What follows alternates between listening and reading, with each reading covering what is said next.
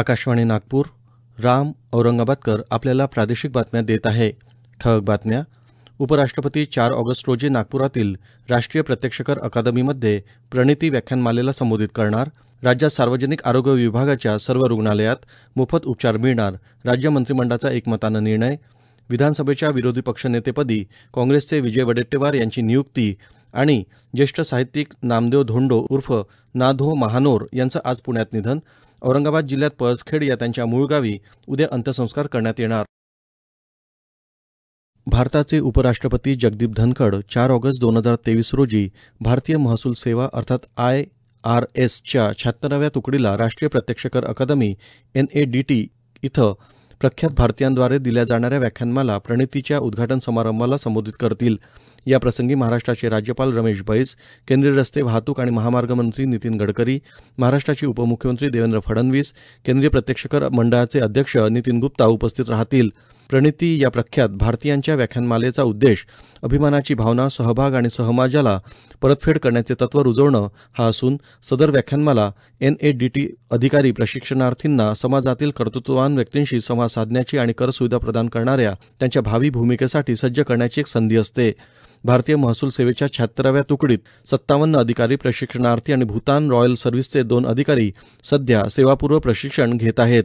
101 अधिकारी प्रशिक्षणार्थींचा समावेश असलेल्या प्राप्तिकर विभागाच्या नव्यानं पदोन्नती झालेल्या सहाय्यक आयुक्तांसाठी ओरिएंटेशन प्रोग्राम 2023 देखील सध्या आयोजित केला जात आहे. राज्यात सार्वजनिक आरोग्य विभागाच्या सर्व रुग्णालयात मोफत उपचार मिळणार असल्याचा निर्णय मंत्रिमंडळानं आज एकमतानं घेतला. यामुळे राज्यातील गरीब गरजू रुग्णांना मिळाला मोठा दिलासा आहे. आरोग्यमंत्री प्राध्यापक डॉ. तानाजी सावंत यांनी याबाबतीत पाठपुरावा केला होता.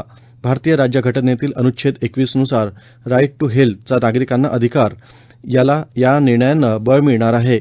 प्राथमिक आरोग्य केंद्र, ग्रामीण रुग्णालय, स्त्री रुग्णालय, जिल्हा सामान्य रुग्णालय, उपजिल्हा रुग्णालय, संदर्भ सेवा रुग्णालय अर्थात सुपर स्पेशालिटी हॉस्पिटल, नाशिक आणि अमरावती कॅन्सर हॉस्पिटल या ठिकाणी मोफत उपचार रुग्णांना घेता येणार आहे.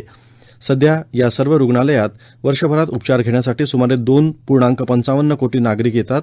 राज्यातील सार्वजनिक आरोग्य विभागाच्या एकूण 2418 संस्था आहेत. या सर्व ठिकाणी निःशुल्क उपचार मिळणं आता रुग्णांना शक्य झालं आहे. समृद्धी महामार्गावर वाढते अपघात नियंत्रणात आणण्यासाठी यापुढे सर्व मोठ्या वाहनांच्या चालकांची श्वास विश्लेषक चाचणी अर्थात ब्रेथ एनालायझर टेस्ट करण्यात येणार असल्याची घोषणा सार्वजनिक उपक्रम मंत्री दादा भुसे यांनी आज विधानसभेत केली. याबाबतचा मुद्दा पृथ्वीराज चव्हाण यांनी उपस्थित केला होता.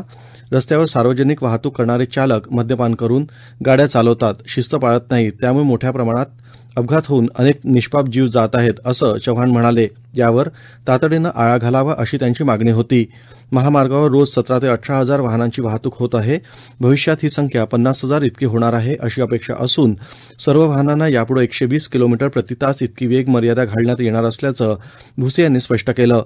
छोट्या वाहनांनाही श्वास विश्लेषक चाचणी करण्याबाबत सभागृहाची भावना लक्षात घेऊन त्यावर विचार करण्यात येईल असं भुसे म्हणाले.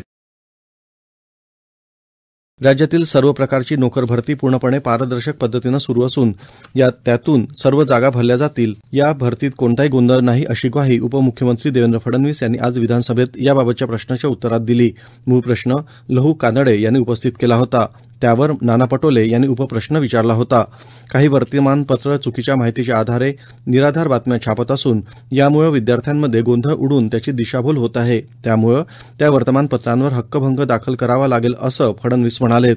कोणत्याही खासगी संस्थांकडून नोकर भरती प्रक्रिया सुरू नसून केवळ RBPS आणि TCS या नामांकित कंपन्या ही प्रक्रिया राबवित आहेत. त्यात कोणताही गोंधळ नाही असंही फडणवीस यांनी स्पष्ट केलं. केंद्र सरकारनं आजपासून लॅपटॉप, टॅबलेट्स आणि संगणकाच्या आयातीवर निर्बंध घातले असून ही बंदी आजपासूनच अंमलात येईल. ज्यांच्याकडे या वस्तूच्या आयातीचे अधिकृत परवाने असतील त्यांनाच या वस्तूच्या आयातीला परवानगी असेल. स्वतःच्या उपयोगासाठी एखादा लॅपटॉप, टॅबलेट्स आणि संगणक आणणे किंवा ई-कॉमर्स संकेतस्थळावरून मागवणे यावर कोणतेही निर्बंध नाहीत. तसंच संशोधन, दुरुस्ती अशा प्रकारच्या कामांसाठी केलेल्या 20 नगांपर्यंतच्या आयातीला या निर्बंधातून सूट असेल. या प्रादेशिक बातम्या आपण आकाशवाणीच्या नागपूर केंद्रावरून ऐकत आहात. आमच्या केंद्रावरील सर्व बातम्या ऐकण्यासाठी आणि ताज्या घडामोडी जाणून घेण्यासाठी Marathi news Nagpur all India radio या आमच्या YouTube चॅनलला नक्की सबस्क्राईब करा. विधानसभेच्या विरोधी पक्षनेतेपदी काँग्रेसचे विजय वडेट्टीवार यांची नियुक्ती केल्याची घोषणा अध्यक्ष राहुल नार्वेकर यांनी सभागृहात आज केली. त्यानंतर सर्वपक्षीय गटनेते, मुख्यमंत्री, उपमुख्यमंत्री यांनी वडेट्टीवार यांना आसनस्थ केलं. मुख्यमंत्री एकनाथ शिंदे यांनी त्यांना शुभेच्छा देत त्यांचं अभिनंदन केलं. बेधडक स्वभावाचे विजय वडेट्टीवार यांची नियुक्ती खरे तर अधिवेशनाच्या सुरुवातीलाच अपेक्षित होती, असं मुख्यमंत्री म्हणालेत. सत्ताधारी आणि विरोधी पक्ष एका रथाची दोन चाके आहेत. सक्षम लोकशाहीसाठी विरोधी पक्षनेतेपद आवश्यक असून आवश्यक त्यावेळी त्यांच्याकडून टीका आणि सरकारच्या चांगल्या कामांचं कौतुक करणं अपेक्षित आहे, असं मुख्यमंत्री म्हणालेत. मूळ शिवसैनिक असलेल्या वडेट्टीवार यांची कामाची पद्धत आक्रमकच असल्याकडे त्यांनी लक्ष वेधलं. उपमुख्यमंत्री देवेंद्र फडणवीस यांनीही त्यांचं अभिनंदन केलं. ज्येष्ठ साहित्यिक नामदेव धोंडो उर्फ नाधो महानोर यांचं आज पुण्यात निधन झालं. ते 80 वर्षांचे होते. त्यांच्यावर पुण्यात खासगी रुग्णालयात मूत्रपिंडाच्या आजारासाठी उपचार सुरू होते. निसर्ग कवी अशी ओळख असलेले महानोर यांची विपुल ग्रंथसंपदा प्रकाशित आहे. यामध्ये अजिंठा ही दीर्घ कविता, रानातल्या कविता, पावसाळी कविता, पळसखेडची गाणी, जगाला प्रेम अर्पावे आदी कविता संग्रह, गावातल्या गोष्टी आणि गपशप कथासंग्रह, पु ल देशपांडे आणि मी तसंच यशवंतराव चव्हाण आणि मी हे चरित्रात्मक पुस्तक तसंच शेती विषयावरच्या पुस्तकांचा समावेश आहे. जैत रे जैत आणि एक होता विदूषक सारख्या अनेक मराठी चित्रपटांसाठी महानोर यांनी लिहिलेली गाणी प्रचंड लोकप्रिय आहेत. साहित्य क्षेत्रातील या योगदानासाठी त्यांना साहित्य अकादमी पुरस्कार, जनस्थान पुरस्कार अशा विविध पुरस्कारांसह राज्य शासनाचा कृषीभूषण पुरस्कार तसंच पद्मश्री या नागरी सन्मानानं गौरवण्यात आलं होतं. महानोर यांच्या पार्थिव देहावर औरंगाबाद जिल्ह्यात पळसखेड या त्यांच्या मूळ गावी उद्या अंत्यसंस्कार होणार आहेत. महाज्योतीनं यूपीएससी तसंच एमपीएससी प्रशिक्षणासाठी विद्यार्थ्यांची निवड करण्याकरता एका परीक्षा एजन्सीद्वारे 16 ते 30 जुलै 2023 रोजी महाराष्ट्रातील विविध परीक्षा केंद्रांवर प्रवेश परीक्षा आयोजित केली होती. 16 जुलै 2023 रोजी यूपीएससी प्रशिक्षणासाठी घेण्यात आलेल्या प्रवेश परीक्षेमध्ये काही परीक्षार्थी उमेदवारांनी गैरप्रकार केल्याच्या तक्रारी महाज्योती कार्यालयास प्राप्त झाल्या होत्या. याबाबत व्यवस्थापकीय संचालक राजेश खवले यांनी मुख्य लेखा आणि वित्त अधिकारी यांना चौकशी अधिकारी म्हणून नियुक्त केलं होतं. चौकशी अधिकारी यांनी परीक्षा घेणाऱ्या एजन्सीकडून गैरप्रकार केलेल्या विद्यार्थ्यांचा अहवाल मागविला होता. चौकशी अहवालामध्ये परीक्षा घेणाऱ्या एजन्सीनं निष्काळजीपणा केल्याचं सिद्ध झालं असून एजन्सीनं केलेल्या निष्काळजीपणामुळे महाज्योतीची प्रतिमा मलिन झाल्यामुळे सामंजस्य करारातील अटी आणि शर्तीच्या अधीन राहून महाज्योतीचे व्यवस्थापकीय संचालक यांनी परीक्षा एजन्सीचा कार्यादेश रद्द करण्याचे आदेश आज निर्गमित केलेत. आगामी 3 तासात नागपूर, वर्धा, अकोला, अमरावती, भंडारा इथं अनेक ठिकाणी हलका ते मध्यम पाऊस सुरू राहण्याची शक्यता आहे. गडचिरोली, चंद्रपूर, यवतमाळ इथं काही ठिकाणी, वाशिम, बुलढाणा, गोंदिया इथं तुरळक ठिकाणी पाऊस पडू शकतो असा अंदाज हवामान खात्यानं व्यक्त केला आहे. दरम्यान आज पूर्व विदर्भातील भंडारा आणि गोंदिया इथं पावसाचा ऑरेंज अलर्ट जारी करण्यात आला आहे. नागपूर जिल्ह्यामध्ये अंदाजानुसार आज आणि उद्या सर्वत्र हलक्या ते मध्यम स्वरूपाचा पाऊस होण्याची शक्यता असून 5 ऑगस्ट रोजी बऱ्याच ठिकाणी हलक्या ते मध्यम स्वरूपाचा पाऊस होण्याची शक्यता वर्तवण्यात आली आहे. दरम्यान तुरळक ठिकाणी जोरदार स्वरूपाचा पाऊस आणि मेघगर्जनेसह विजांचा कडकडाट होण्याची शक्यता आहे.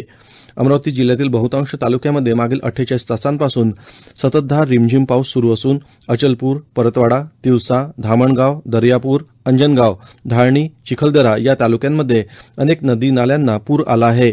नाल्यानजीक असलेल्या शेतातील पिकं वाहून गेल्यानं शेतकऱ्यांचं मोठं नुकसान झालं आहे. तर काही ठिकाणी वादळी वाऱ्यानं घरातील पळून गेल्यानं नागरिकांचे नुकसान झाले. अमरावती जिल्ह्यातील मध्यम प्रकल्प आणि धरणांमध्ये पुरेसा पाणीसाठा असून काही धरणांचे दरवाजे उघडण्यात आले असून धरणाच्या नदीशेजारील गावांना सतर्कतेचा इशारा देण्यात आला आहे. शेवटी पुन्हा काही ठळक बातम्या. उपराष्ट्रपती 4 ऑगस्ट रोजी नागपुरातील राष्ट्रीय प्रत्यक्ष कर अकादमीमध्ये प्रणिती व्याख्यानमालेला संबोधित करणार. राज्यात सार्वजनिक आरोग्य विभागाच्या सर्व रुग्णालयात मोफत उपचार मिळणार. राज्य मंत्रिमंडळाचा एकमतानं निर्णय.